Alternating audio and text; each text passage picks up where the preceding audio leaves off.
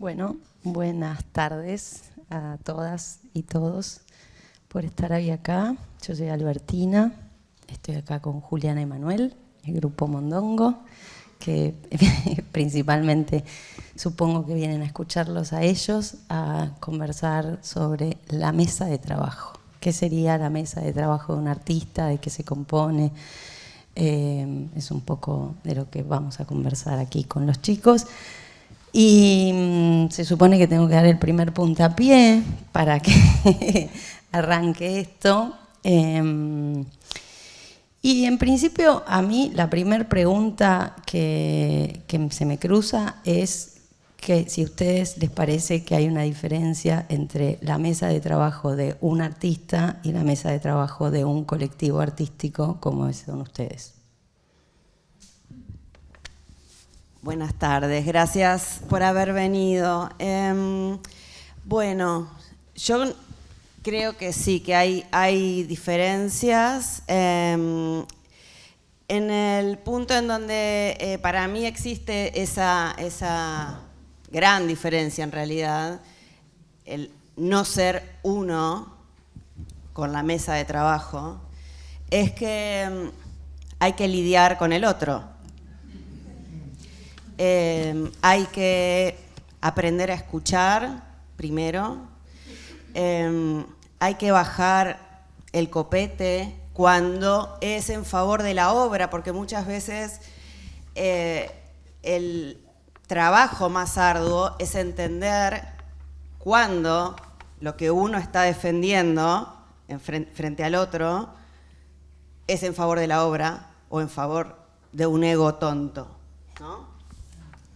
Sí, básicamente que trabajar conjuntamente en realidad surgió medio azarosamente. Cuando nos juntamos y éramos 3 en un comienzo y empezamos a trabajar juntos, surgió todo como una necesidad más afectiva y fue derivando con el tiempo. Lo que aprendimos y empezamos a sentir empezamos a descreer un poco la noción de autoría trabajando conjuntamente. Esa es una de las grandes diferencias.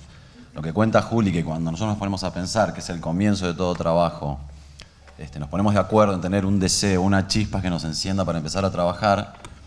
Con el paso del tiempo empezamos a descubrir eso, que siempre es más importante la obra en sí misma que nosotros, que lo que uno desea, porque cuando uno trabaja solo, está ensimismado, lidiando con sus propios demonios, y lo que permite que exista la otra persona que da su opinión, y muchas veces es como una competencia también, ¿eh? Son más demonios. Son más demonios.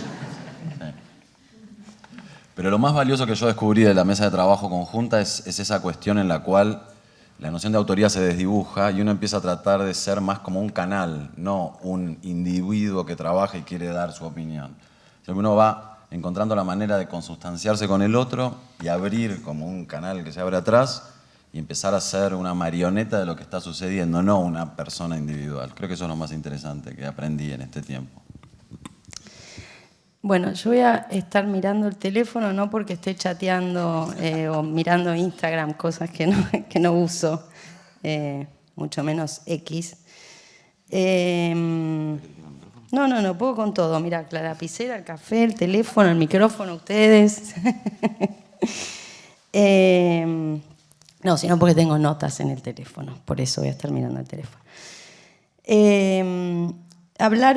Julia habló de escuchar, de lidiar, Manuel habló de afecto, de autoría, de perder esa cuestión de la autoría. Yo igual no estoy muy de acuerdo con eso, pero podemos después conversarlo más sobre el final. Creo que existe en ustedes un sello de autoría.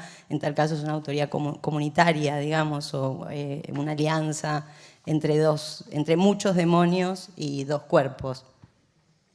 Creo que a lo que Manuel se refería con lo de la autoría es en el momento previo a empezar a trabajar con el cuerpo, que es, al ser dos, hace falta, cada vez menos, por suerte, pero hace falta sentarse y hablar un rato. A veces meses. Y entonces, donde se desdibuja el sentido de autoría es a quién se le ocurrió qué. Que al principio pesaba, en realidad. Eso lo sí, que al principio cuando empezamos a trabajar conjuntamente, uno quería imponerse al otro, imponer su propia idea, una cuestión ególatra. Y con el paso de los años eso se desdibujó completamente. en ese momento desaparece completamente quién es el dueño de las ideas, porque además las ideas no son de nadie, o sea, vienen trasladadas en el tiempo, creo que van reformulándose con el paso de los años con distintos abordajes técnicos tal vez, pero me parece que es algo que te acompaña la historia de la humanidad. Serían como una banda exitosa. Serían, claro, quiero decir, o sea, que una banda que funcionó, porque muchas veces, digo, cuando se forman las bandas, siempre hay problemas, después a mitad del camino se desarman. Atravesamos un montón de problemas. Bueno, por eso, pero que han sabido lidiar con los demonios y han llegado a tener un sello de autor, en tanto conjunto. Bueno. Bueno, voy a cambiar de tema, parece.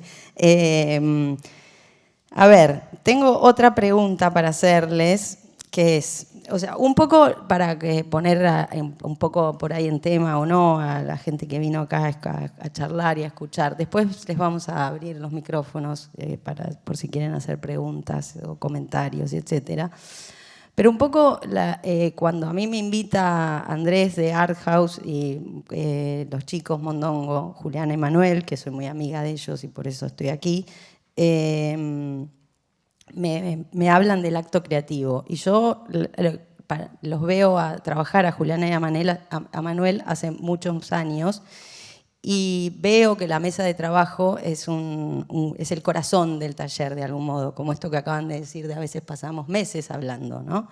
Entonces, en esas conversaciones, que además no tienen fin, porque después continúan, digo, están trabajando y vuelve, y siempre está esa mesa que se llena, se vacía, y hay como muchos rituales alrededor de esa mesa, suceden muchas cosas. Entonces, por eso propuse que ese sea el centro de la conversación y entonces voy a hacer preguntas un poco random alrededor de eso. Y una de ellas es, ¿los espíritus que llegan a la mesa son siempre bienvenidos o a veces son pura molestia? A veces son pura molestia. ¿Qué haces cuando pasa eso? Y empieza la lucha. Primero hay que reconocerlos. Bueno, no sé si es muy abstracto lo que estamos diciendo, pero es así. Realmente cuando estamos intentando comenzar alguna obra, que vuelvo a repetir que con los años, ya son 25 años trabajando juntos y cada vez las palabras son menos y estoy muy agradecida por eso porque, bueno, no somos muy, quizás se darán cuenta, no somos muy amigos de las palabras, por eso pintamos, pero entonces... Tampoco estoy de acuerdo. Las palabras, los espíritus, cuando estamos en esta mesa, que sí en general está rodeada de palabras y de dibujos y de música y de libros, muchos libros y bueno, todo lo que de lo que podamos agarrarnos para empezar un viaje, ahí sí que se cuelan espíritus molestos y hay que reconocerlos y hay que darles batalla y muchas veces ese trabajo es más duro que... Ese es el trabajo, tal vez.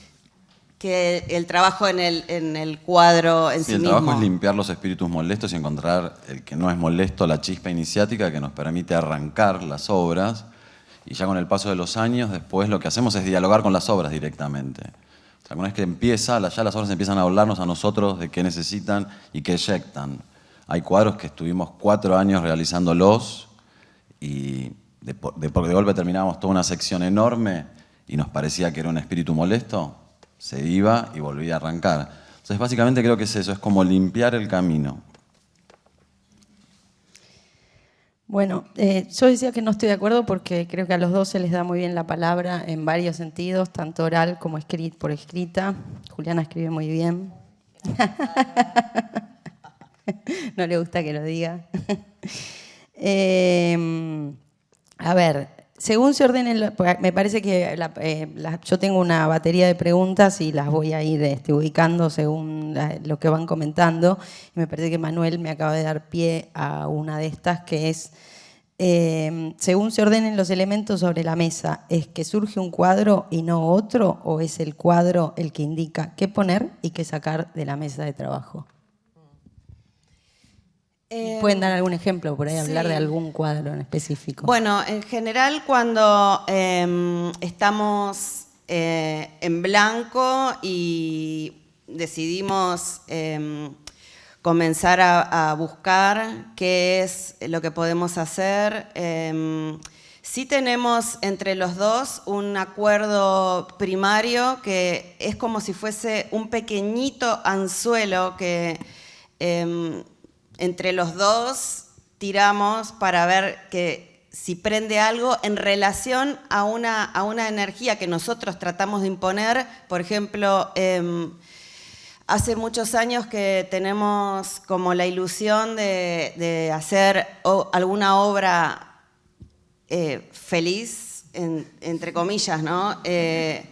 Como abordando la utopía y bueno, entonces ese anzuelo, esa carnada realmente picó, creo que una sola vez, que es con el baptisterio de los colores, pero después la verdad es que hay algo que se va imponiendo como naturalmente según un montón de elementos que no se me ocurre cómo ejemplificarlos. Por ahí a vos sí. Bueno, un ejemplo, ponele lo que vos preguntabas de qué pasa con los cuadros cuando las calaveras que están acá, fueron 12, decidimos hacer 12, y cada vez que empezábamos una, pintábamos la base de luces y sombras del propio cuadro, y nos poníamos de acuerdo en un tema básico que iba a abordar la obra, y empezamos por un pequeño detalle que nos inspiraba.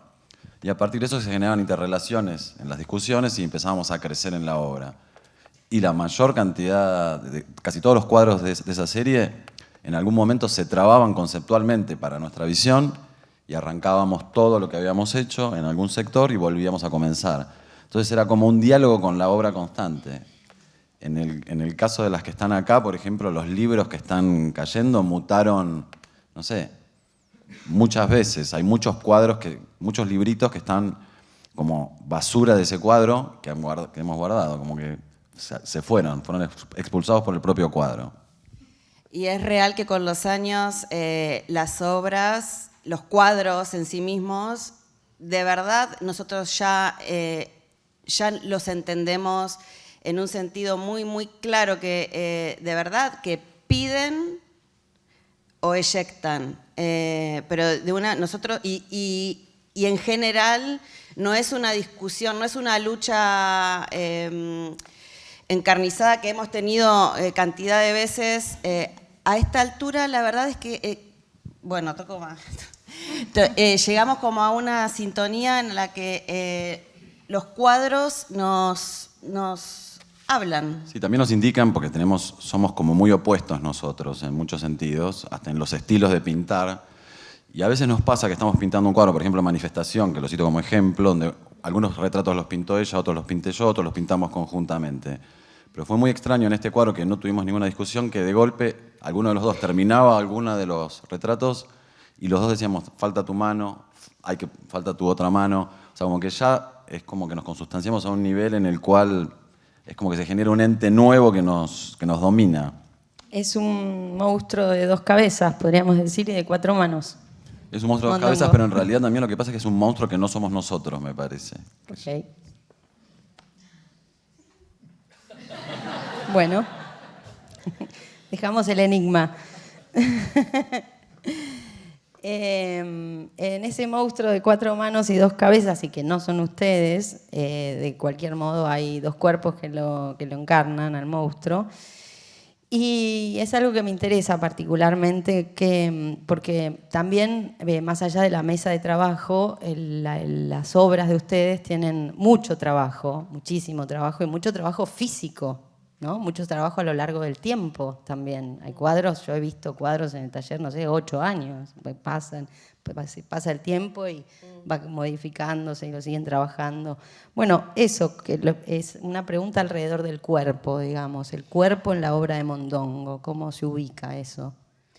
Bueno, ese es un punto de unión entre nosotros dos, que como decía Manuel, somos opuestos en una cantidad enorme de ítems en la vida, pero en el punto de poner el cuerpo para el trabajo, compartimos la intensidad, compartimos la necesidad. Porque creo que más allá de que amamos, por supuesto, la pintura y por eso nuestra mayor cantidad de tiempo la usamos para pintar, para mí es una salvación, porque cuando no estoy pintando no sé qué hacer en general. Entonces, a mí cuanto más tiempo una obra me pida, yo le agradezco. Y entonces yo de verdad le doy toda mi energía física y trato de que sea también la espiritual para que tenga algún tipo de conexión con las personas, que toque algún corazón, pero yo intento de que toda mi energía física vaya ahí. Yo puedo agregar a lo que dice Juli, que comparto, que pongo toda la energía física y espiritual en eso, que también con el proceso de trabajo a lo largo de los años, lo que descubrimos, creo los dos, es que nosotros empezamos a trabajar muy temprano a la mañana y nos sentamos frente al cuadro y estamos 3, 4 horas y recién a la tercera, cuarta hora... Nos sentamos trabajando, sí, trabajamos. Sí, trabajamos. Parados, en general están parados, quiero aclarar. En realidad estamos Él parados, llama a sentarse a eso. Pero recién, parados y después caminando. de estar 3, 4 horas concentrados frente a lo que uno quiere expresar, realmente uno deja de ser uno y empezás a meterte en la pintura realmente. Entonces ya 3, 4 horas son para empezar a trabajar. Requiere mucho tiempo para nosotros el trabajo. Sí, en relación a lo que dice Manuel, que eso también lo compartimos porque, bueno, lo hemos hablado mil veces, como que cuando se comienza el día y se comienza a pintar, es así, es un montón de horas hasta poder entrar y, bueno, y nadar, pero yo le digo que es como un trabajo súper arduo de plumerear la mente, porque contra lo que yo lucho cuando pinto, que es uno de los trabajos más difíciles y que intento que cada vez eso me lleve menos tiempo, todavía eso no lo he logrado, pero es liberar la mente de pensamientos de todo tipo que se interfieren a la mirada general de lo que uno está pintando, porque podés estar pintando mientras estás pensando, estás invadida con pensamientos de todo tipo, pero eso molesta a la mirada general, o sea, de poder conectar con todo lo que sucede alrededor, de tener una mirada circular. Bueno, cuando eso sucede, cuando la mente se despeja, que son algunos momentos, la verdad es que son momentos muy cortos, lamentablemente, pero bueno, es ahí a donde yo intento llegar, a la mente limpia para poder tener la mirada limpia. Sí, comparto. Bueno, les hice una pregunta sobre el cuerpo y llegaron a la mente rápidamente y a lo espiritual. Es que cuando estamos trabajando, en realidad, me parece, cuando accedemos a eso de limpiar hay como las una malezas, pérdida del cuerpo. Claro, hay el cuerpo como un desaparece. olvido, ¿no? Es que cuando realmente estamos en esa sintonía, el cuerpo está afuera. Es como que no, el cuerpo se mueve solo, no es solamente estar... Me siento como una marioneta yo, por ejemplo. No soy yo. Vos hablas mucho de las marionetas.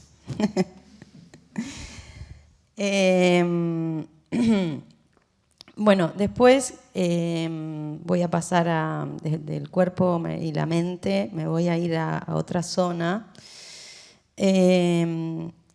Yo sé, porque lo veo, lo vivo cuando voy al taller, pero también creo que es algo que se lee en su obra, más allá de mi pequeño privilegio de testiga, que ustedes tienen mucho trabajo con la historia en mayúscula, ¿no? Con la historia tanto del arte como con la historia política. Hay como un... más allá, digamos, de este trabajo de trance, creo que un poco cuando ustedes describían Sí, es un trabajo de trance. este trabajo de trance, que a mí me hacía mucho eco con la escritura, que a veces te dicen, tenés una hora, dale, escribí, y como no, en una hora no puedo, tal vez escribo 10 minutos de las 4 horas, pero necesito esas 4 horas para entrar en el viaje. Bueno, creo que lo que describían es un poco eso, ¿no? Como ese estado de trance, es una meditación también. Es una meditación, tal cual. Esa entrega. Pero antes de llegar a esa meditación también está todo ese ruido de lo real, de la historia, de los materiales, incluso los colores, ¿no? La materialidad de la vida, podríamos decir. Sí. Y entre esa materialidad está el curso de la historia, que creo que a ustedes los interpela mucho, no por nada las calaveras, ¿no? O sea, todo lo que sucede adentro de cada una. Todas las obras. Todas las obras, por eso, desde los comienzos. Entonces, eso, ¿cómo lidian con eso? Porque siempre es Bueno, somos apasionados completamente de la historia del arte y la historia política en todo sentido, e incluso la historia de los materiales. O sea, los materiales para nosotros fue muy determinante. Cuando éramos más pequeños empezamos a probar los materiales, fue una manera más infantil, pero en realidad con el paso de los años nos dimos cuenta que la obsesión con los materiales era encontrar una nueva materialidad para expresarse. Yo hablo a título personal. A mí me impresiona mucho cuando aparece el óleo a través de los Van Eyck en el Renacimiento de los Países Bajos, que cambia completamente la manera de ver la realidad. Aparece también en sintonía con la cámara oscura y otros avances técnicos. Y la materialidad y la técnica de cómo se empezó a crear imágenes transformó la manera de entender lo que vivíamos. Entonces creo que en algún punto esa búsqueda, aunque al principio no era consciente de encontrar nuevas materialidades, obedecía a eso, a tratar de encontrar algún nuevo sistema para crear imágenes. Y al principio que probamos con, no sé, 30 diversos materiales o más, cuando encontramos la plastilina, fue también como hacer un anclaje en el pasado. O sea, porque nosotros producíamos nuestra propia plastilina como era en el Renacimiento. Estoy tomando un tema solo de los que tomaste. O sea, era como encontrar una nueva materialidad, es dialogar con la historia en realidad, no es buscar una novedad. Era como tratar de entablar un diálogo con el pasado y los momentos donde empezaron a aparecer nuevas materialidades para crear imágenes.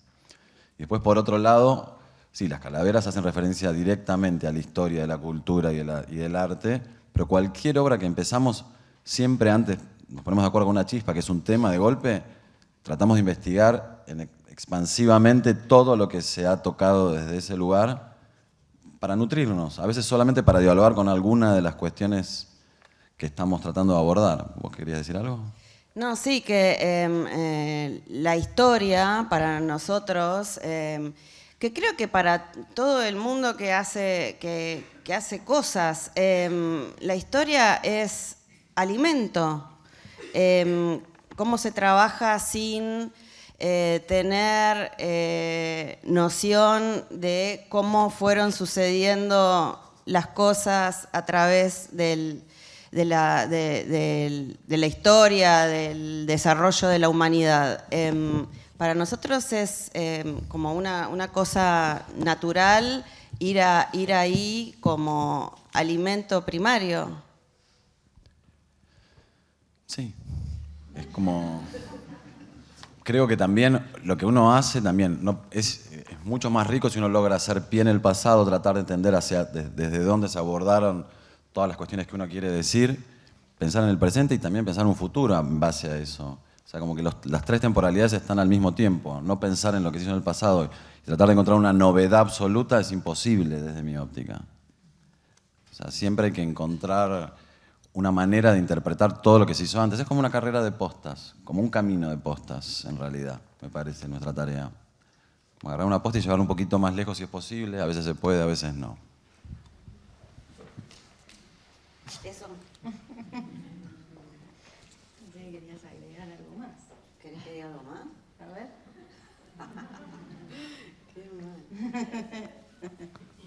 No, eso, bueno, que aparte del manantial que tenemos en la historia, voy a decir del arte nada más, pero ese manantial, la verdad es que seríamos unos tontos si no vamos a beber de esa agua. Bueno, igual lo llevaron los dos muy astutamente a la historia del arte y creo que sí, sin dudas, digamos, o sea, toda su obra y todos sus cuadros y cada uno de sus gestos también dialogan, sin dudas, con la historia del arte.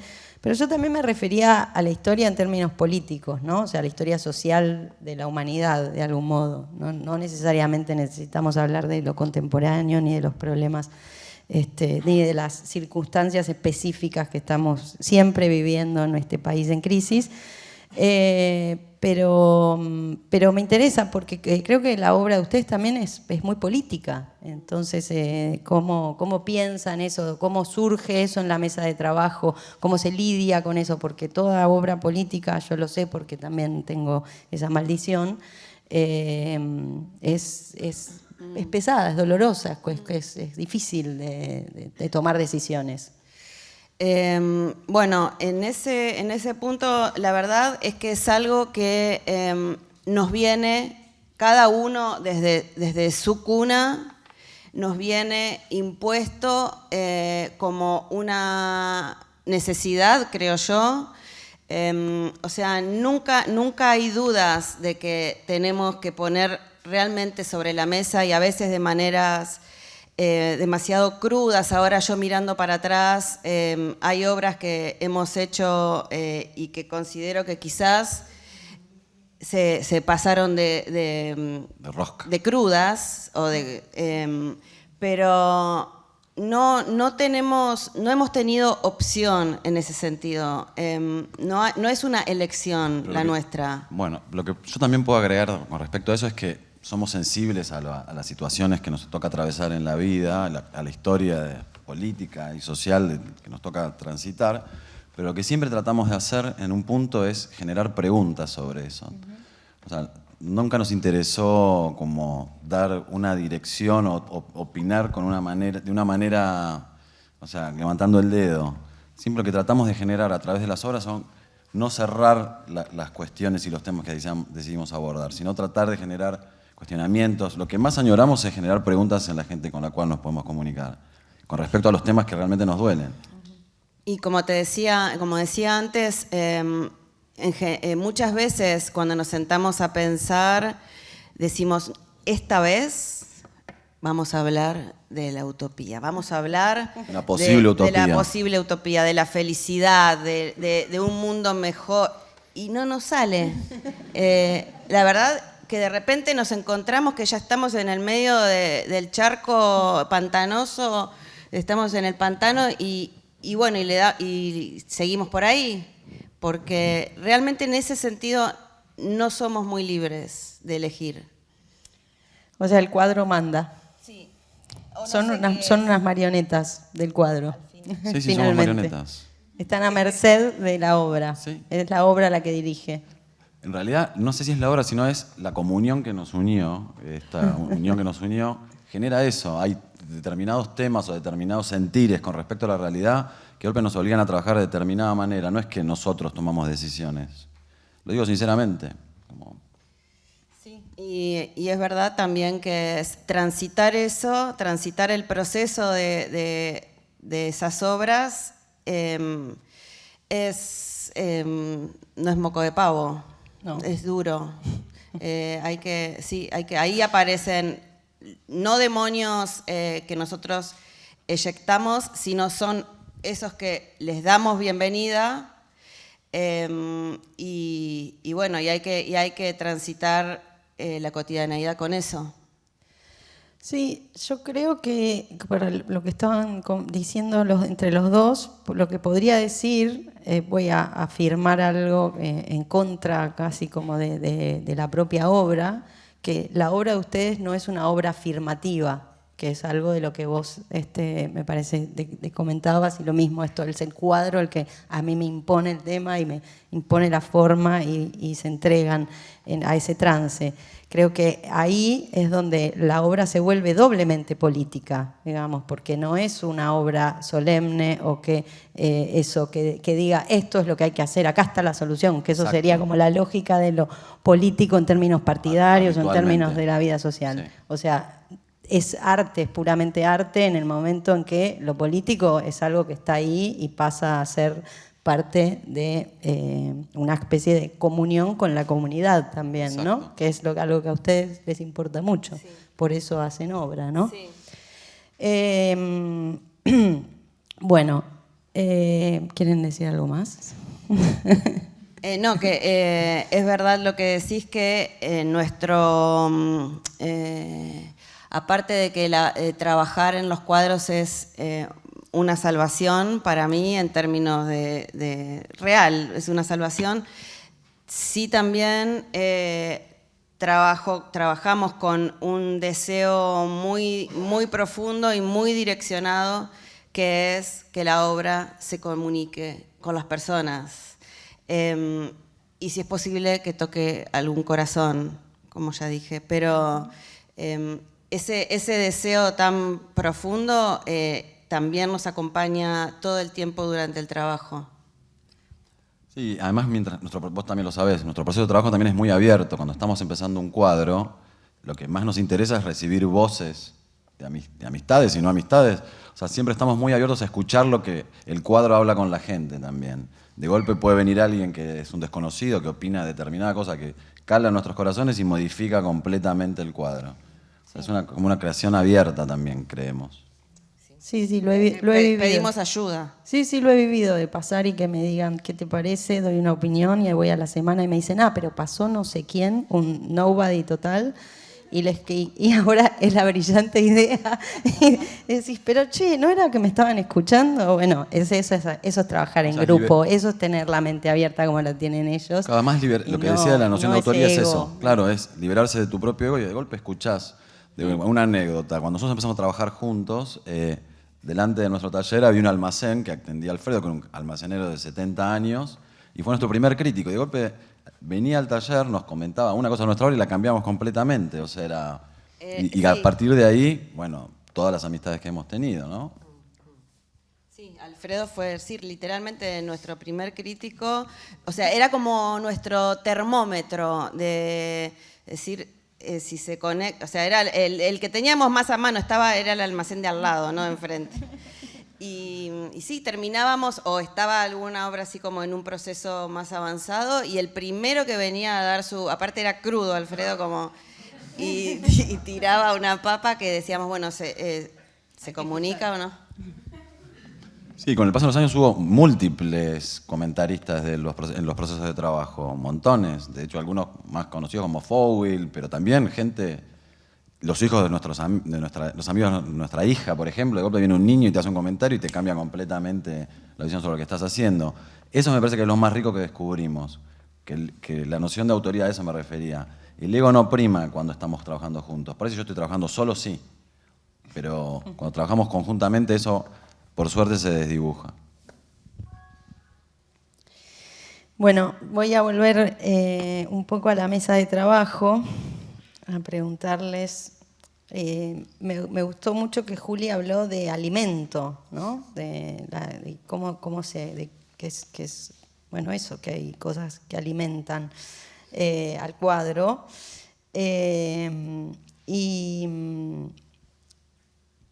A mí lo que me gustaría saber es, en esa mesa de trabajo, todas estas cosas que fuimos pasando, esta lista más o menos desordenada, ¿cuánto hay de insolencia? Definime insolencia.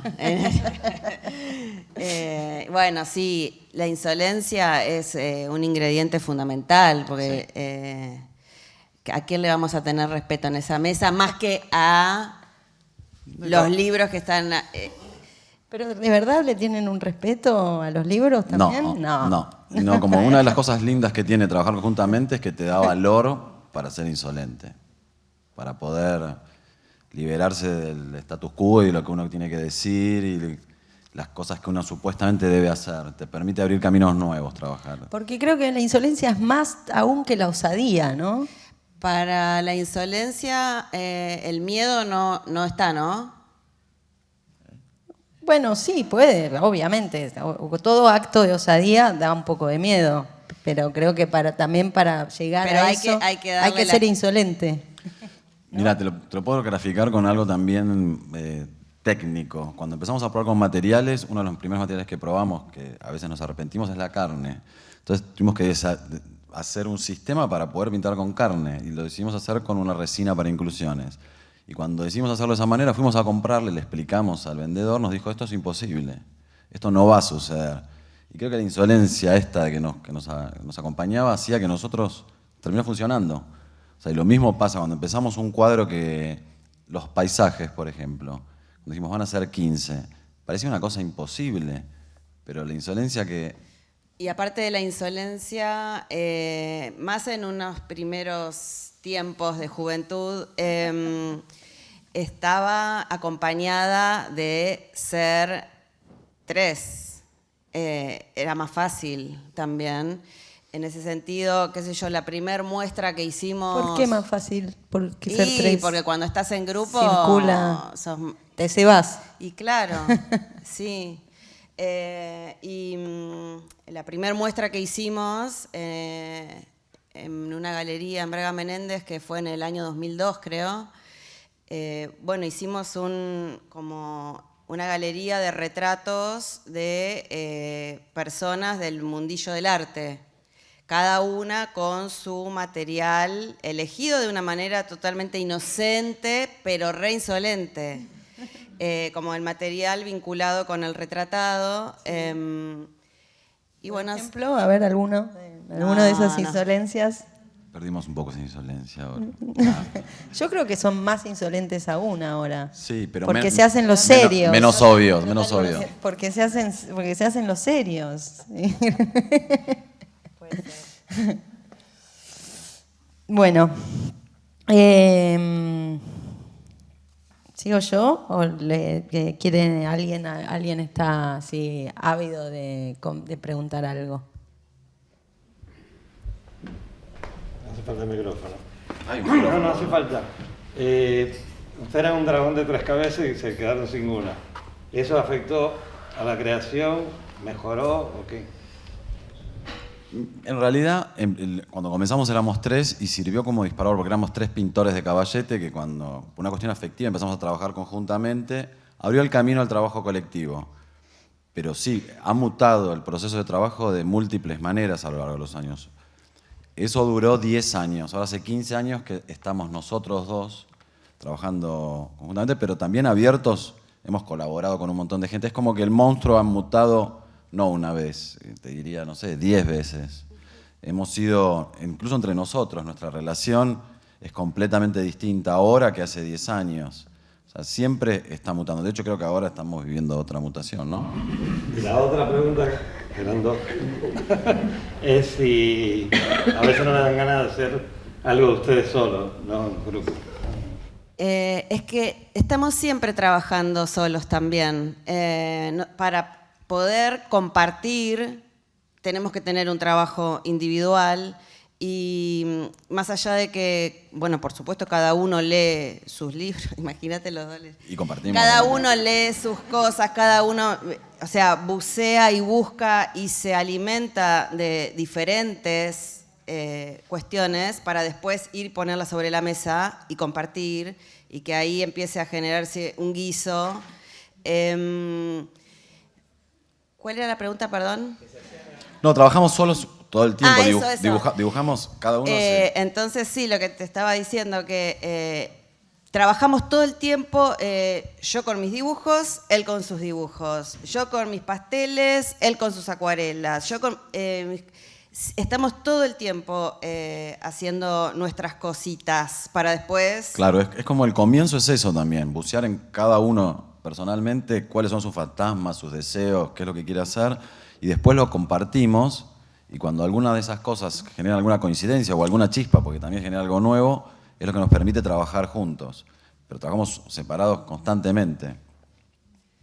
Claro, no intentamos no llegar a esa mesa famélicos.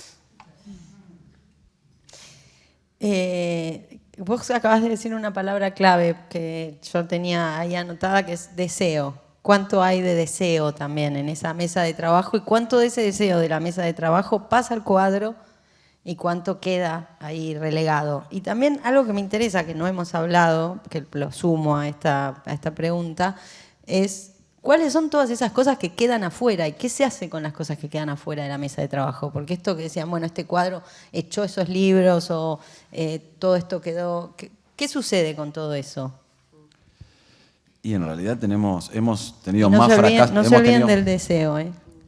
Bueno, para empezar por el deseo, creo que nuestro trabajo principal cuando estamos juntos es encontrar el deseo conjunto. Pero el deseo es básico para poder hacer cualquier obra. O sea, encontrar el deseo es el mayor trabajo, que ahora nos lleva menos tiempo, como dice Juliana, pero a veces nos tomaba encontrar ese deseo meses. O sea, a veces estábamos... De hecho, hay cosas que encontramos el deseo y después se apaga el deseo y resurge ese deseo a lo largo de los años. ¿Cuál era la otra parte? ¿Qué se hace con todo eso que queda fuera? Es que creo que el trabajo se hace más de fracasos que de aciertos. ¿Qué se hace con todo eso? Bueno, en esa mesa, cuando estamos buscando que nuestros deseos individuales se encaminen, se puedan alinear, estamos todo el tiempo dibujando, escribiendo, y bueno, y cuando creemos que hay una llama que se encendió, la escribimos pero la dibujamos un montón y la pensamos, y de repente eso pero muchísimas veces se desvanece, la mayoría de las veces. Pero esos cuadernos quedan. Entonces, lo que sí ha pasado es que muchas veces en esa mesa el deseo no llega el deseo conjunto, digo. Y recurrimos a esos cuadernos que tienen como... una bitácora del pasado y de los pensamientos de los seres anteriores. Y muchas veces nos ha salvado, porque tampoco podemos estar mucho tiempo sin trabajar con las manos. Aunque el deseo no aparezca... Se trabaja igual. Sí. Y a veces es de la mano de esos cuadernos que tienen la memoria de esos momentos que creíamos que en realidad sí se encendió la llama. Después no sé qué sucedió que... Claro, de ideas que no fraguaron, sí. O eso, como de... Bueno, el cuadro manifestación de la muestra del Malva fue eso. O sea, es una idea que había surgido hace 7 años, que no encontró el vehículo para funcionar, y de golpe se alinearon determinadas cosas y volvió a surgir, apareció, y existía todo un trabajo previo en esa mesa enorme que vuelve a florecer. Y después también está repleto de cuadros fallidos, eso también, el deseo que uno cree que encontró algo. Tenemos más fracasos que aciertos. Sí, creo. Tenemos para hacer una muestra enorme de cuadros o pedazos de cuadros que se sacaron porque el cuadro los... Bueno, no den ideas porque después se quejan.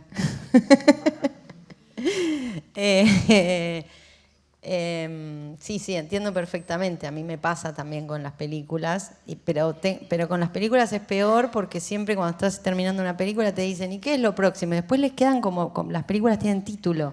Entonces le queda a la gente los títulos y te preguntan una lista de cosas que decís ¿en qué momento yo iba a hacer eso?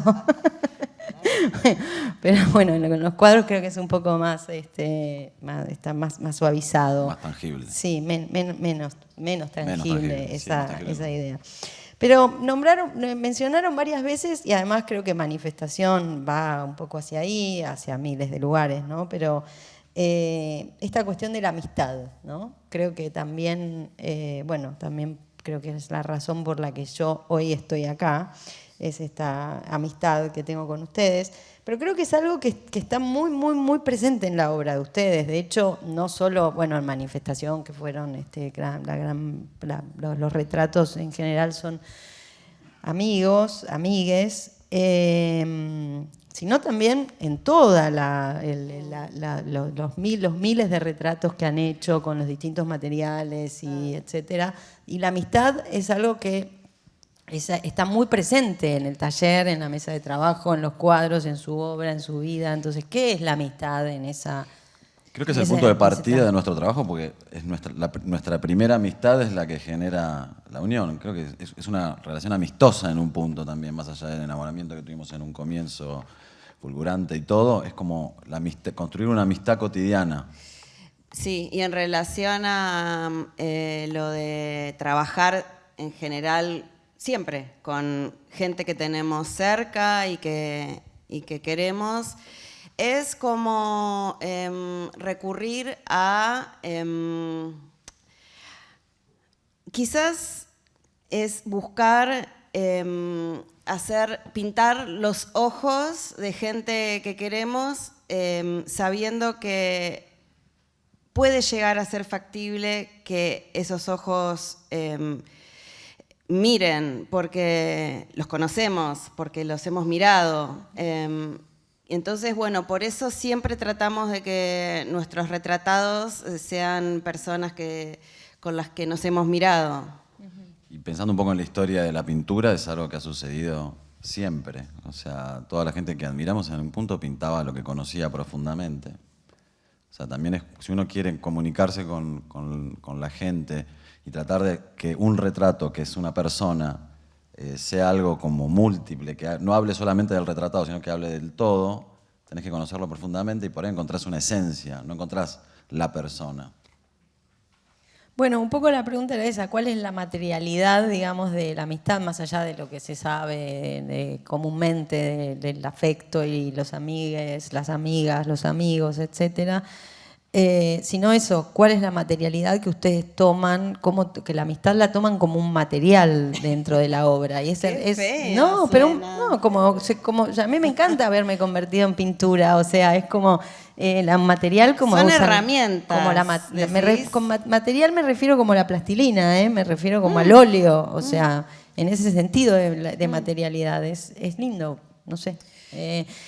Hemos pintado personas así como hemos pintado desconocidas o muy conocidas, sí, pero por supuesto, pero insisto, yo lo que siento es que no es solamente el hecho de pintar a las amigues o a las amigas, sino que hay algo que ustedes eso se vuelve una materialidad, la amistad dentro de la obra. Materialidad en los términos del óleo lo digo, ¿no? Sí, es una herramienta fundamental. Creo que sin amistad no podemos empezar también. Por eso también determina nuestro trabajo la relación amistosa, que somos opuestos nosotros. Bueno, vos lo sabés muy bien. ¿Vamos de nuevo? Pero encontramos un punto de unión que es una amistad, o sea, el querer el bienestar en un punto del otro. Y en el trabajo también tratamos, más allá de que tocamos temas difíciles, lo que en un punto buscamos es encontrar una pregunta que genere algún tipo de bienestar o una nueva conciencia sobre lo que estamos hablando. Eso, ¿no? Bueno, hablando de esto de los temas difíciles, ¿la mesa de trabajo sabe de lo doloroso que a veces es el proceso creativo? Y me parece que cualquier proceso creativo está repleto de angustia, ansiedades, dificultades, sobreponerse al fracaso, porque durante los procesos de trabajo de pintura uno fracasa casi todo el tiempo hasta que encuentra un momento de lucidez o de profundidad. Cualquier cuadro está repleto de fracasos hasta que encontrás un momento donde las cosas funcionan, pero el fracaso es la parte fundamental. Sí, esa mesa es como muchas veces una tempestad. Sí, o es testigo de las tempestades en las que, en las que nos hemos sumido tantas veces. Y sí, la verdad que sí que sabe. La mesa sabe. Es la que más sabe. Es la que más sabe. ¿Alguien quiere preguntar algo más? Yo acá. ¿Qué tal? ¿Qué lugar tiene el humor en la mesa de trabajo para ustedes? Para mí el humor es lo más elevado que uno puede alcanzar. Cuando uno logra poder hablar de un tema difícil, de una tempestad, y dotarlo además de humor, me parece que es como uno de los momentos más lindos del proceso creativo. Muchas veces lo conseguimos, o pocas veces lo conseguimos, y muchas veces no lo conseguimos. Pero el humor es fundamental para mí, es clave. Estoy de acuerdo, sí. Muchas veces lo buscamos como con ahínco, porque como nuestros cuadros son a veces oscuros, piden humor. Y bueno, sí, estamos re atentos a eso, estamos muy atentos. La razón que me trajo esta tarde de verano acá es el anzuelo, como decía ella, esto de la utopía, ¿no? Que hablaban, para ver cómo ustedes, como especialmente vos que lo planteaste, como lo planteabas, una utopía que está vinculada, como decías vos, con la felicidad, pero que no siempre está vinculada con la felicidad, como me decían aquí, pero seguramente sí con las imágenes de deseo y con las imágenes y los escenarios de futuro. En esa medida, este anzuelo a mí me importaba mucho y por eso estaba hoy acá queriendo escucharlos también.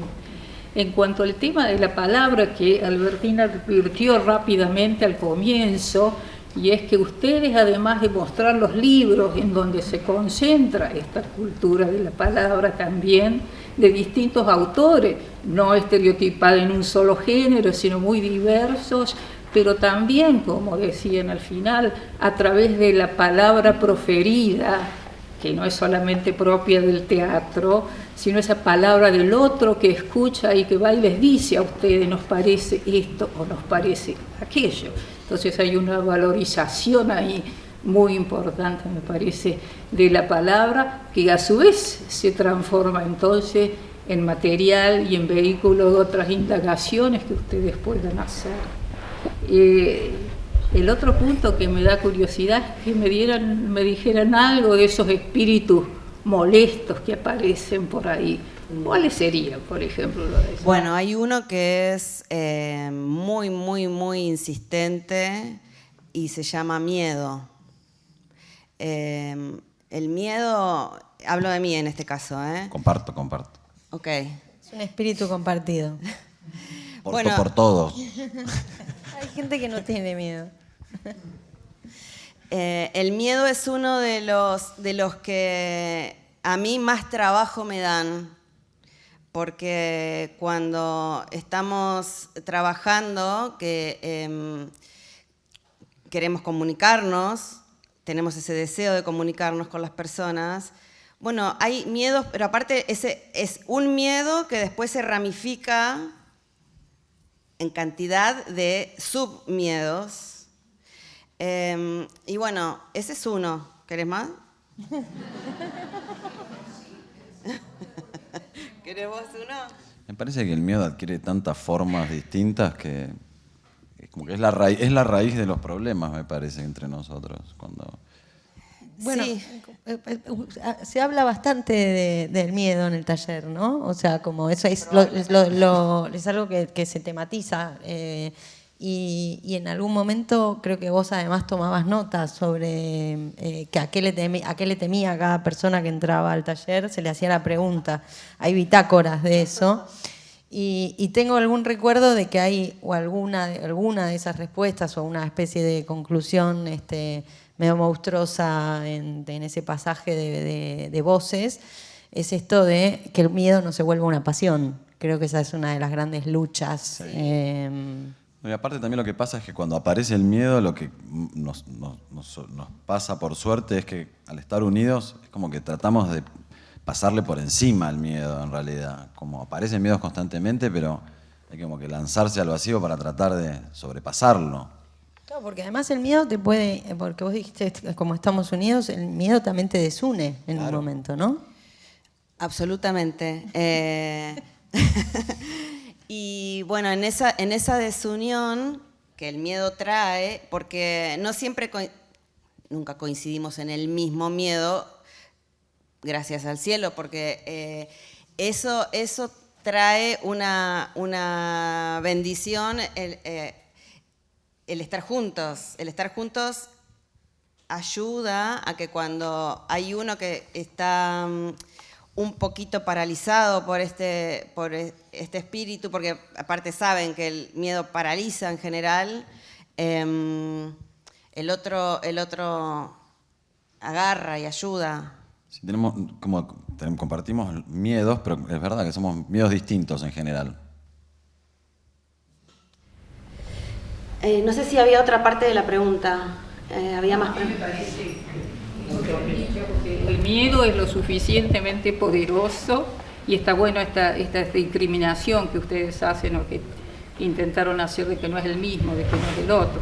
Pero el miedo que en general todos de algún modo sentimos, por distintas circunstancias sentimos, me parece que es muy poderoso y también es interesante ver cómo se puede filtrar o cómo se puede manifestar en esas obras. Yo trato todo el tiempo de acordarme de lo que tengo al lado, de la obra de ustedes al lado, ¿no?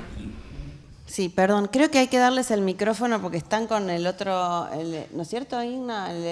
La otra sala, no van a escuchar.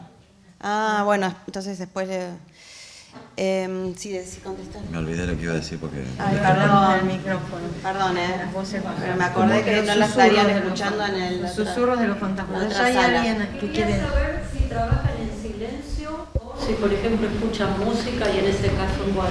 Ahora va a cambiar todo, pero durante los últimos 5 años que nuestra hija iba al secundario, nos levantábamos a las 6, llegábamos a las 7 y 7:30 aprendíamos la música y no paraba hasta que nos íbamos a las 7, 8 de la noche. O sea, la música nos acompaña, es como como dice Juli, muchas veces es la nafta que nos hace trabajar. O sea, escuchamos música constantemente hace 25 años. El silencio nos acompaña cuando estamos dialogando en esta mesa de trabajo para encontrarnos, pero cuando nos ponemos a pintar, siempre es con sonidos, siempre nos acompaña el sonido. Sí, que con respecto a eso, me recordaste una de las preguntas que tenía anotada, que es todas esas frecuencias que circulan en la mesa de trabajo, ¿ustedes creen que entran a los cuadros? ¿Cómo? Sí. Claro. Sí, absolutamente, porque, bueno, la música es poderosa, está totalmente... Modifica las propiedades del agua, y nosotros somos agua pura, transforma completamente todo. Sí, escuchamos todo tipo de música. Igualmente tenemos momentos según la obra y según también nuestros estados, a veces físicos, que necesitan una cosa u otra. A veces si el estado físico es de un cansancio muy extremo, se necesita una cosa. Si estamos, pero sí es verdad que hace 25 años que en ese taller suena música desde que entramos hasta que salimos. Creo que por allá también había. Ahí hay uno. Sí. Hola, buenas tardes. La verdad es que es muy interesante y muy apasionante escucharles. Yo tenía 2 preguntas muy rápidas. La primera es que me ha gustado mucho lo que decían ustedes sobre su proceso creativo, en el sentido que es un proceso abierto. Esa mesa de trabajo está abierta para Alfredo, ¿no? Para ti también, para otra gente, para ese niño o esa niña que hace una reflexión y os da el clic para un cambio, para una matización, para un replanteamiento incluso de una obra, ¿no? Pero luego está la segunda parte, que es la obra terminada, y desde la mirada de cada uno de nosotros, que acabamos construyendo una obra nueva desde nuestra mirada. ¿Hasta qué punto existe también ese retorno? Es decir, una vez la obra está terminada, ¿hasta qué punto también os afecta o no os afecta? No digo en el sentido negativo, me refiero a la hora de reflexionar, a la hora de replantearos, a la hora incluso de mirar el cuadro de otra manera, desde la mirada de los que somos espectadores y construimos nuestra obra, nuestra propia obra, a través de lo que vosotros nos ofrecéis, por una parte. Y por otra parte, y ahora quizás es una pregunta muy vulgar, pero en general hay mucha gente que no quiere trabajar con su pareja. Hay mucha gente que dice, no, yo no quiero llevarme los problemas de casa al trabajo, del trabajo a casa, en fin. Y ustedes están todo el tiempo juntos. Nosotros sin trabajo no hay casa. Claro, nos une el trabajo. Entonces, claro, nos une el trabajo. Entonces, claro, en una relación yo entiendo que hay momentos fantásticos, momentos de enojo, momentos de pasión, en fin, de todo tipo. ¿Y eso cómo afecta a la mesa de trabajo y cómo afecta a la obra en sí? Es que nosotros estamos, nos une el trabajo en sí mismo, creo, en realidad. No es como una pareja. Es más de que el trabajo lo que los une, pero bueno. No, pero que todas nuestras discusiones en general están relacionadas con eso. O sea, toda nuestra vida está surcada por ese tema. O sea, nos conectamos de una manera en ese plano que creo que... Es que sí, yo lo conocí a Manuel en la Escuela de Bellas Artes el último año y bueno, nos conocimos ahí y empezamos a salir y bueno, así como... Y a los 2 meses más o menos fui a su taller y ahí dije, bueno. O sea, cuando vi su obra, cuando vi su pintura, cuando vi su espíritu en la obra, ahí entendí que me daban ganas de quedarme al lado de él. O sea, todo. A mí me pasó algo muy similar también. O sea, cuando vi cómo ella pintaba en su casa, también nos inspirábamos mutuamente y creo que básicamente esa es nuestra relación también. No sé qué más. O sea, tenemos una hija también que adoramos y todo, pero nuestra unión está ahí en el trabajo. Y después la otra pregunta era de... ¿Cómo modifican la visión de los espectadores? Lo de los espectadores cuando la obra está terminada. Bueno, y mira, yo estoy tratando de entender que no es tan importante creerse las críticas o lo negativo, que ahora, bueno, en la era de las redes sociales a veces hay cosas. Ni tampoco las adulaciones o las cosas. Sí me da mucha alegría y me siento bendecida cuando me cruzo con algunas personas que me dicen que han sido conmovidas de alguna manera. Me da enorme alegría. Sí, una vez que la obra se va del taller, lo que aspiramos es que pueda comunicarse. Lo que nos gusta es que pueda comunicarse la obra. Después, si es negativo o positivo, también es lo que dice Juli, ya no le damos. Pero si logra comunicarse, lo que no podemos tolerar, me parece, es como un poco la indiferencia. ¿Se enojaron alguna vez con una obra de ustedes? Sí, pero no sé. Terminada, exhibida. Sí, de hecho durante mucho tiempo quería contratar un grupo comando para quemar gran parte de las obras que habíamos hecho. Conozco. Yo. Sí, de hecho estoy tan enojada que no lo voy a decir. No decirla, no te voy a exponer a eso. A no ser que... Pero entiendo, porque a mí me pasa con algunas películas que quiero entrar a la sala y gritar fuego en algunas partes para que miren todos para el otro lado y no a la pantalla. No, sí, a full. No, durante años tuve una fantasía de conseguir un grupo comando que vaya destruyendo obras que no me gustaban. Sí. Pero una cosa es querer destruirla porque, no sé, pero con alguna que directamente te haya hecho enojar la obra, porque en ese poder que tiene, ¿no? De que te condujo como una marioneta a llegar ahí. Sí, ¿sabes por qué? ¿Estás ofendida con alguna? Sí, porque como en general las cosas nos llevan tanto tiempo, me enoja no haber empleado ese tiempo en cualquier otra cosa. Me enoja eso, lo del tiempo. Por allá hay un montón de manos.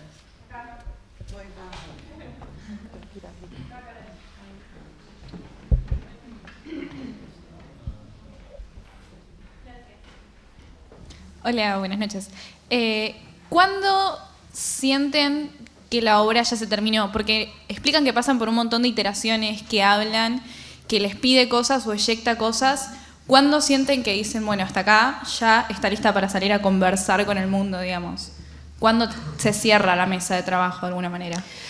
Hay diferentes estadios respecto de los finales porque a veces tenemos deadlines, o sea, una fecha concreta en donde eso tiene que estar terminado y muchas veces no. Entonces, en las veces que no, en general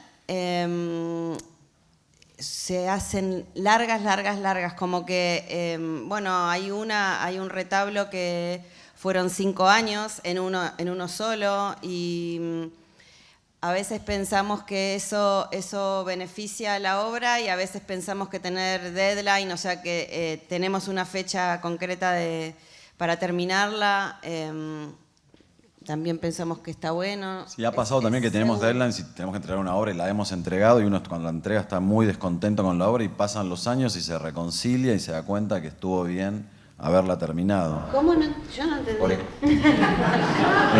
Por ejemplo, hay cuadros que tuvimos un deadline, los entregamos, que cuando los terminamos, dijimos, no, hubiese hecho todas estas cuestiones distintas y pasan los años y uno se reconcilia y se da cuenta que a veces uno no tiene tanta claridad cuando está terminando las obras. Es como medio enigmático cómo se terminan para mí. Bueno, Manifestación, que sí teníamos un deadline, bueno, la terminamos ahí, en la sala, digamos. En la sala terminamos de hacer, seguíamos trabajando hasta el día de la inauguración, digamos.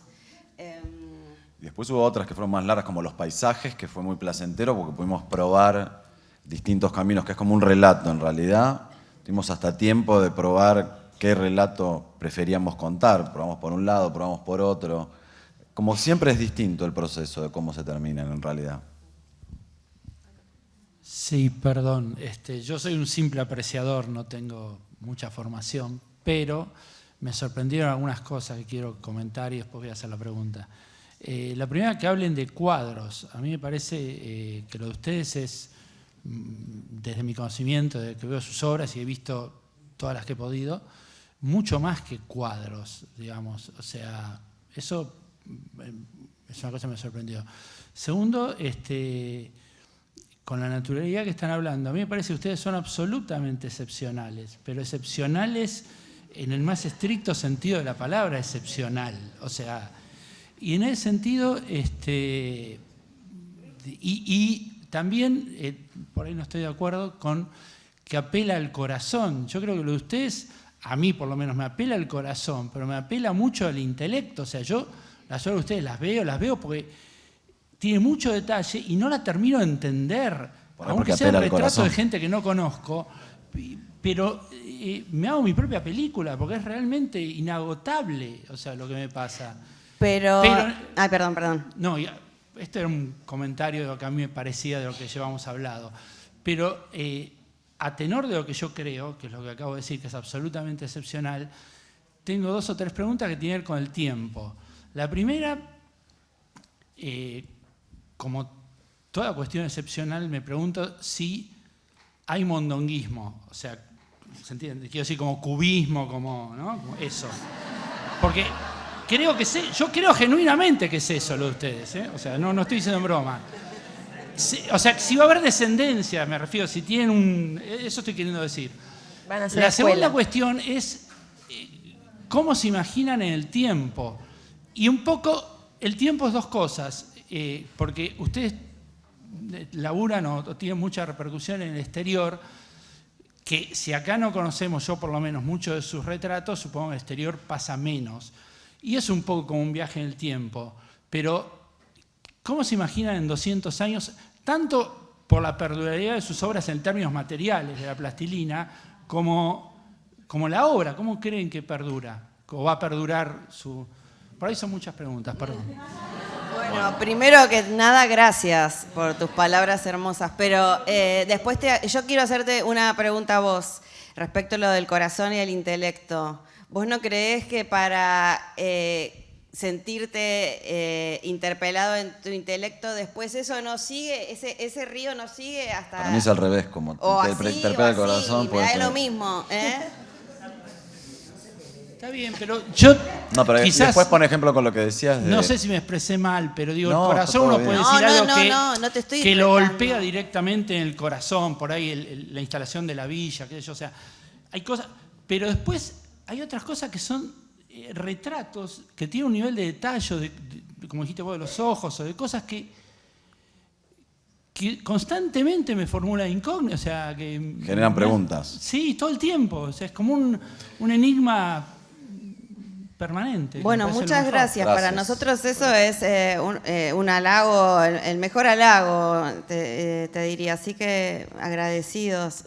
Y después una parte de lo que dijiste debía tomar, que es que cómo sería lo del mondonguismo, todo eso que decías, no sé, pero por ejemplo, a nosotros nos pasó que es descubrir una materialidad nueva que nos permite pintar y esculpir al mismo tiempo, nos parece un hallazgo para nosotros cotidianamente enorme, porque estamos siempre como encontrando novedades constantemente. Y el baptisterio en realidad lo único que es compartir ese descubrimiento con la gente, porque al poder ver todas las posibilidades que te brinda, nosotros lo que esperamos es, ojalá que haya gente que pueda disfrutar, nosotros disfrutamos con este descubrimiento. Entonces, una manera de tratar de compartir eso que descubrimos. Eso es lo único que puedo decir con respecto al...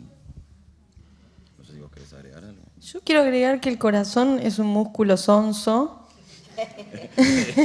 y que todo está en el cerebro en realidad, o sea, que todo está por acá. La emoción, la pasión, el intelecto. Es poético el corazón, pero es un músculo sonso, ni más ni menos. Que va a pasar una sola en 200 años, pero me interesaría un poco un comentario de cómo ustedes ven que lo perciben en el exterior, o quizás, no sé si conocen el concepto de plastilina o muchas de las referencias que ustedes hacen de acá. O sea, ¿qué pasa cuando ven sus obras? ¿En el exterior dijiste? Y varía según qué exterior. Hay lugares en donde nos sentimos muy bienvenidos, como en Los Ángeles, por ejemplo, y hay lugares en donde, la verdad, mondongo no es tan, sí, bienvenido, no sé, que no voy a decir dónde. Pero sí, eso es variable según los lugares. Acá yo quiero hacer un comentario acerca de esto del mondonguismo que dijo el señor allá. Bueno, mi nombre es Celina, yo tengo un taller en Paraná, Entre Ríos. Bueno, tuve la posibilidad de verlos a ustedes en el Malva en julio. Y bueno, y después cuando volví a mi taller, enseño, digamos, tengo un taller de enseñanza. Y bueno, y con un grupo yo vine, bueno, fascinada con lo que ustedes hacen. Y cuando estuvimos en Paraná, bueno, comenzamos a estudiar, a ustedes los empezamos a estudiar y trabajamos, hicimos, digamos, una obra en función de la manifestación que ustedes hicieron, trabajando justamente con plastilina, con, justamente, bueno, la obra era los retratos de cada una de nosotras, de la que pertenecíamos a ese grupo. Y bueno, y también y nos pegó muy fuerte, digamos, la estética que tienen ustedes. Y bueno, por eso justo cuando el señor hablaba de mondonguismo, en una de esas puede llegar a pasar en algún lugar de esta Argentina. Claro, ahí está. Así que bueno, Qué gracias. lindo, bueno, me alegra. Gracias. Había muchas manos levantadas. Hola. Bueno, mi pregunta es más terrenal. Siempre me pregunto cómo es la materialidad o cómo guardan la materialidad los mondongos. Si uno se piensa en el taller de un artista donde guarda las acuarelas o las témperas, cómo es el guardado de las plastilinas o los hilos, y si ustedes piensan a futuro cómo va a ser la restauración de sus obras, si alguna vez pensaron o si les interesa ese tema. Bueno, la plastilina y el hilo fueron los dos materiales que nosotros encontramos para desarrollar la pintura a lo largo de la experimentación. Pero experimentamos con un montón de materiales. Lo que tiene el taller es que es muy ordenado en realidad. Es una súper clasificación de colores, de hilos, todo está súper ordenado. No sé si te responde la pregunta. Y después lo de la restauración. No, sí, contalo. Mirá, me imagino que como toda materialidad nueva va a tener sus dificultades y que se irán encontrando las soluciones. Lo que sí sabemos es que la plastilina, por ejemplo, está hecha con los mismos pigmentos que el óleo. Hemos tenido alguna vez alguna problemática. Cuando empezamos a trabajar con la plastilina, nos fabricaba la plastilina Alba, nos hacía 7 colores base y nosotros testeábamos los colores. Por ejemplo, hacían un rojo, nos mandaban el rojo testigo con determinada cantidad de cadmio y demás. Y en una de las tandas que hicimos como 5 en el comienzo, nos hicieron un negro al cual le pedimos que le agreguen más pigmento, y más pigmento, y más pigmento, y logramos un negro magnífico, que era como un carbón. Trabajamos con eso, hicimos las primeras 5 calaveras, creo que 6 o 7 calaveras, no me acuerdo cuántas. Y ese pigmento negro en el cual lo utilizamos empezó a generar cristales, por ejemplo, ¿no? Es un problema. Cuando sucedió nos asustamos muchísimo nosotros, después lo solucionamos, pero tuvimos la suerte de que uno de esos cuadros terminó en un museo de Estados Unidos, en Houston, que aparecieron los cristales y empezaron a preguntar a nosotros, a Alba, a las químicas, todo. Y cuando nos llevaron allá para ver cuál era el problema, habían puesto al lado de ese cuadro, cuadros del Renacimiento de los Países Bajos. Como que ellos preparaban sus propios colores, también emergían cristales. O sea, es como, en la experimentación siempre hay riesgos, pero a lo largo de los años es como que fuimos tratando de achicar esos riesgos. Y ya que nos parece que es una pintura súper válida. Y además, pareciera como que, bueno, el arte hizo funcionar la industria de otra manera, ¿no? ¿En qué industria? No, digo, pues, si vos pedías que fuera más negro, más negro, más negro, y fueron reaccionando y poniendo, y lograron un negro más importante. No, también es tecnología. Claro, ¿no? es tecnología en base. Por ejemplo, para hacer el baptisterio, Alba tuvo que fabricar un violeta especial, porque en Argentina no había violeta, por ejemplo. Y todo ese detalle lo guardan, van guardando todos los lilas o todas las...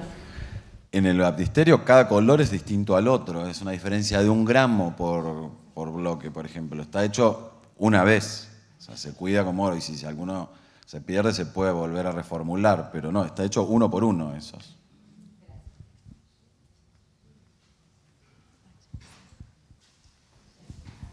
Hola, ¿qué tal? Buenas noches. Yo quería preguntarles en qué etapa del proceso creativo sale el título de la obra y, siendo 2 personas, ¿cómo lo definen? El tema del título es para nosotros importante. Y ¿de los títulos en general hablas? Sí. ¿Y cómo salen? Mira, tenemos muchos amigos escritores, por suerte. Acá hay una que nos ayuda un montón. Y bueno, muchas veces pedimos ayuda, muchas veces en el proceso de los cuadros ya vamos tratando de recoger de lo que vamos leyendo, lo que vamos escuchando, lo que se nos va ocurriendo, vamos recogiendo como pétalos de algo que después puede llegar a ser un flor de título.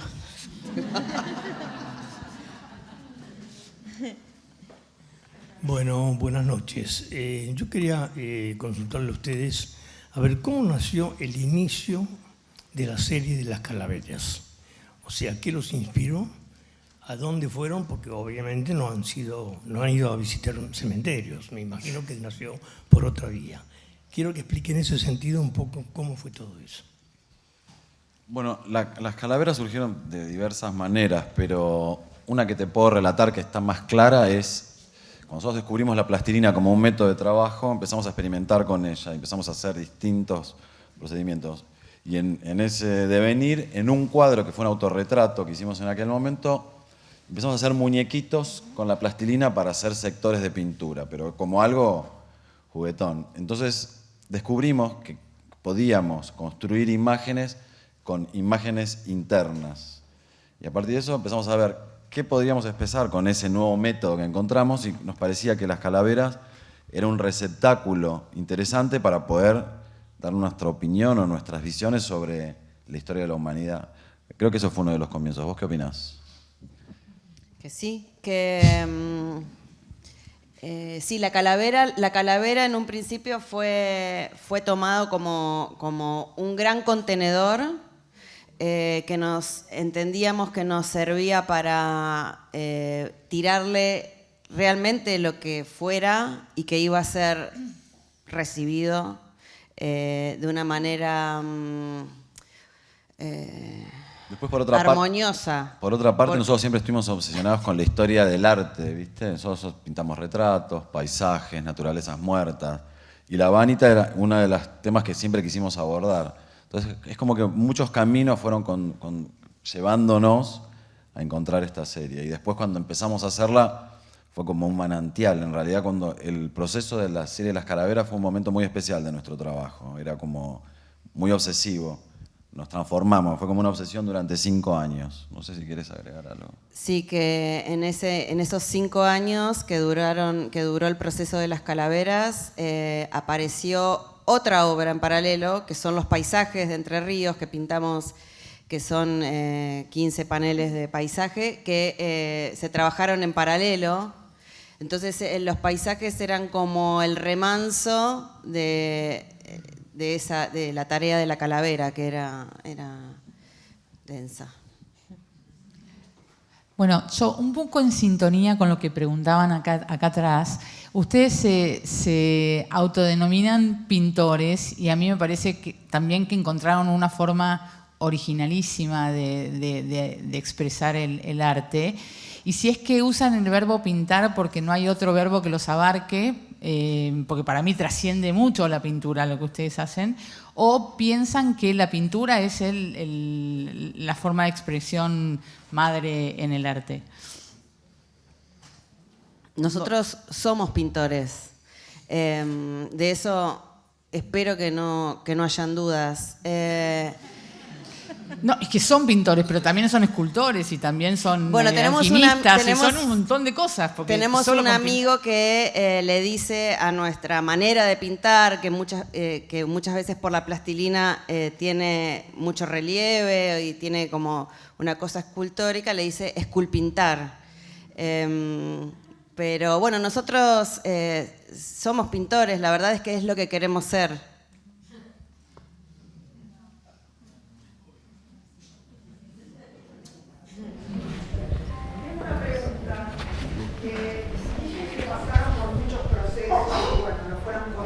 Pero que ahora empezaba una etapa nueva, me dio curiosidad. Espero que esté empezando una etapa nueva. Es que uno, después de tantos años de trabajar, vivir tantas mutaciones, medio que uno siente cuando las cosas empiezan a mutar y empieza a transformarse. Creo que vos también sentís que estamos en una suerte de mutación nueva. Acá festejando lo nuevo. Acá festejando el cumpleaños de Manuel. El cumpleaños de Manuel. Toma. Bueno, tanto habla de lo nuevo, el nuevo proceso, lo tuve que decir porque... Nuevo año. Está estrenando año. Nuevo año. No, pero en cierta manera está cambiando la realidad ahora en el taller. O sea, estamos en un taller distinto. O sea, eso lo empiezo a sentir. No sé a dónde irá, por suerte también. Sí, estoy de acuerdo. ¿Cómo han contemplado enseñar? Como docentes. Transmitir la técnica.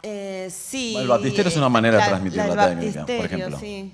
O sea, cuando uno puede ver que con las plastilinas que uno está acostumbrado a trabajar se puede lograr esa cantidad infinita de tonos, me parece que es una manera de compartir didácticamente lo que se puede hacer. ¿Cómo surgió el nombre Mondongo? ¿Cómo lo eligieron? ¿Por qué? Bueno, eso lo trae Manuel de cuando es chiquito, cuando era chiquito haciendo chistes con un... ¿Querés contarlo vos? No, contalo vos. Haciendo chistes con un amigo de la secundaria, que justamente lo que vos decías del mondonguismo, ellos hablaban de, bueno, ya que existe el cubismo y que existe el impresionismo, nosotros vamos a hacer un movimiento que sea el movimiento mondongo, como un chiste, por supuesto, y cuando él se juntó con Agustina y conmigo, habíamos hecho un cuaderno, una carpeta con nuestras pinturas individuales y dije, bueno, hay que ponerle un título y Manuel lo propuso y ninguna de las dos ni siquiera preguntó, dijimos que sí, encantadas. Y después con los años empezó a tomar una relevancia ese nombre respecto de nuestra manera de trabajar, como un guiso en donde entran un montón de cosas que tratamos de que funcionen y que es popular y que hay gente que le fascina y hay gente que le da asco o algo así. Bueno, así. Hola, ¿cómo arrancaron con la plastilina? Bueno, cuando empezamos a trabajar juntos de a tres, éramos pintores de óleo, acuarela, los materiales usuales, y empezamos a, no sé por qué, cuando empezamos a trabajar juntos, empezamos a experimentar con materiales, experimentamos con muchos materiales, tratando de encontrar una nueva manera de hacer imágenes. Y en ese momento hacíamos algo muy simple que era, no sé si sabés, pero tuvimos la suerte extraña de que una comitiva de políticos españoles pase por Buenos Aires y vea nuestros retratos con materiales y nos encargó los retratos de los reyes de España, que hicimos con espejitos de colores, invirtiendo la colonización y qué sé yo. Pero eso nos permitió empezar a vivir del arte, haciendo retratos por encargo. Y entre esos retratos por encargo nos encargaron el retrato de Walt Disney. Y dijimos, bueno, hagámoslo con plastilina. Y cuando hicimos ese retrato, descubrimos un mundo nuevo. O sea, fue como el azar el que nos acompañó a descubrir eso. Yo quería hacerles una pregunta justo que se engancha un poco con lo que dijiste, que empezaron a vivir del arte. ¿Cómo lidian con el éxito? ¿Cómo influyó en su carrera? ¿Y cómo definen el éxito internamente, amén de lo que en el exterior o afuera puede ser considerado éxito? Yo te voy a decir una cosa que por ahí suena un cliché o no sé, pero nosotros consideramos nuestro éxito el poder levantarnos cada mañana e ir al taller y pintar. Te lo juro.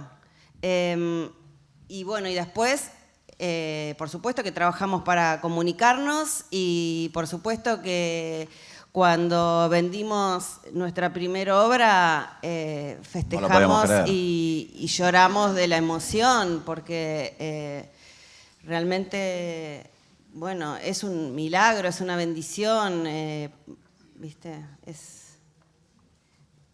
Sí. No sé, vos me dijiste lidiar, ¿no? En el sentido, pues, ¿no es una presión, por ejemplo, que terminen una obra y de repente no sientan que no hubo la repercusión que esperaban? Pero es que pasó montones de veces también. O sea, muchas veces pasa que uno termina una obra y lo que esperaba de ella es distinto. Pero lo que realmente en realidad consideramos éxito es estar de acuerdo cuando terminamos una obra, estar conformes los dos, por ejemplo. O sea, estar contentos de haber hecho el proceso, de haberle entregado un brazo, no sé, concentrados durante meses. El éxito es ese, encontrar los caminos para poder comunicarnos. No, lo otro me parece que es como coyuntural. Y vender, tener la posibilidad de vivir de lo que hacemos, es lo que nos da el tiempo de levantarnos e ir cada mañana al taller a pintar. Yo ahí voy a echar y voy a salir un poco de la mesa de trabajo y voy a salir incluso de los cuadros o de las esculturas cuadros, pero creo que estamos de acuerdo con que son cuadros. ¿Cuánto de convicción hay en el trabajo de ustedes? Y creo que... Porque se habló de miedo, hablamos de afecto, de intelecto, corazón, etcétera, materiales, pero y creo que está relacionado con algo de la pregunta y la respuesta de ustedes, y me parece que es casi como un posible cierre en una de esas, pero lo pregunto no inocentemente, sino porque los conozco, y eso. ¿Cuánto hay de convicción en...?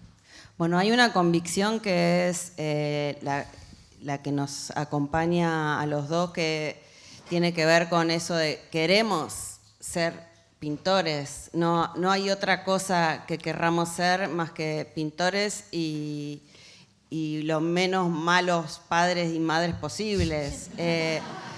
Pero esa es una convicción. Pero cuando se enciende el deseo y aparece la convicción de que tenemos que hacer algo, se trabaja de espaldas al resultado. No sé si querés lo que escuchar. O sea, nosotros tenemos la convicción de que hacer algo, no nos importa si es duro el tema, si sabemos que va a importunar a la gente. O sea, lo único que nos importa es que tenemos la convicción de lo que queremos hacer es esto. Eso nos acompaña siempre, eso sí, es así.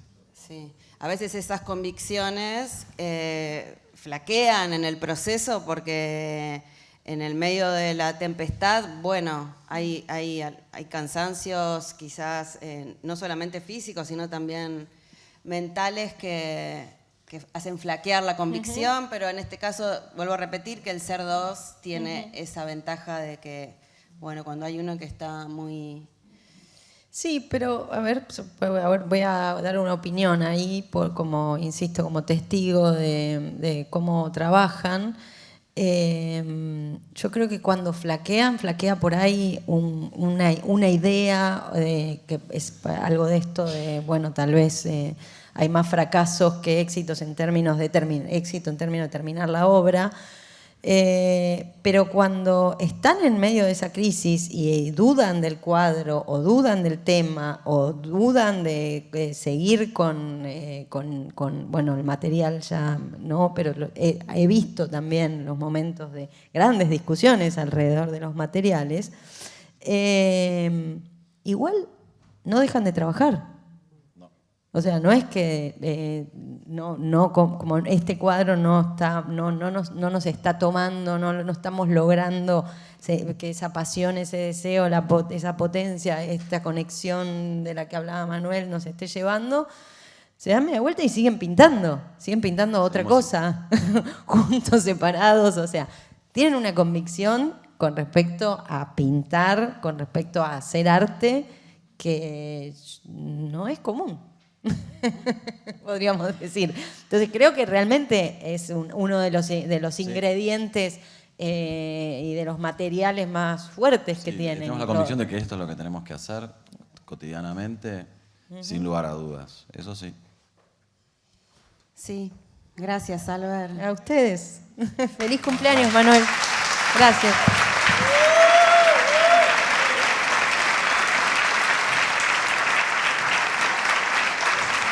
Gracias.